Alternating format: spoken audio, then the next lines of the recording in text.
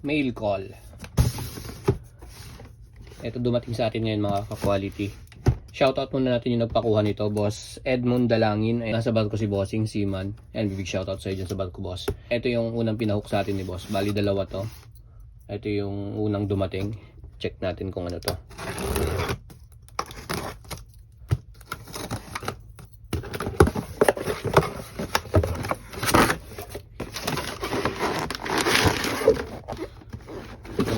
Size 12 women's, 10.5 sa men's.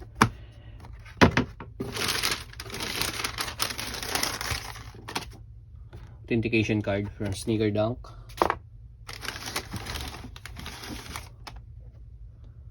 So, ito yung pair ni boss. Jordan 1 Low Homage or yung split black tag Japan release. So, ito yung kabilang side nya. Tapos ito naman yung kabila. Parang panda. Tapos dito reverse panda. Parang reverse panda. Heel tab.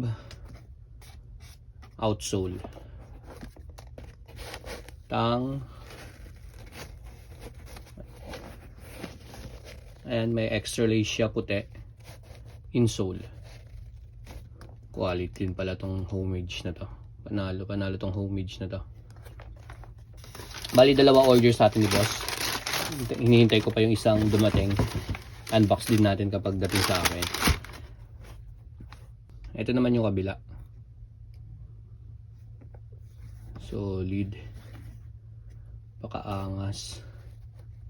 Ganda. Yan, sa mga may gustong magpa-hook nitong homage natin. Sa mga gustong magpa-hook nitong homage natin, available to mga quality women's size.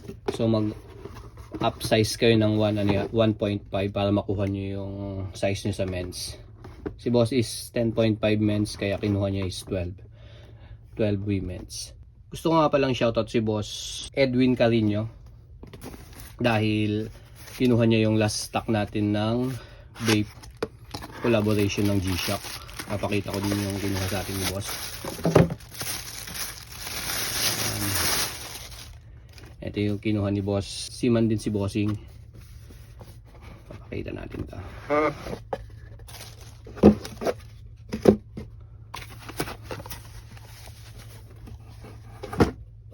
So ito yung kinuha ni boss.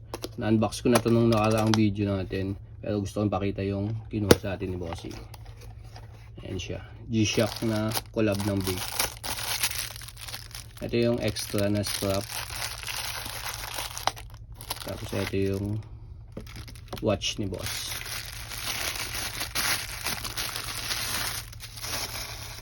Ayan siya. Solid yan. Ganda. Big shoutout ulit boss Edwin Carino. And thank you dito bossing. Sa mga may gusto nito, makakakuha pa naman tayo mga 1 week yung dating sa akin. Kaya kung gusto niyo ng collaboration ng vape saka ng G-Shock, PM lang kayo mga ka-quality. So ayan lang. Thank you. Bye.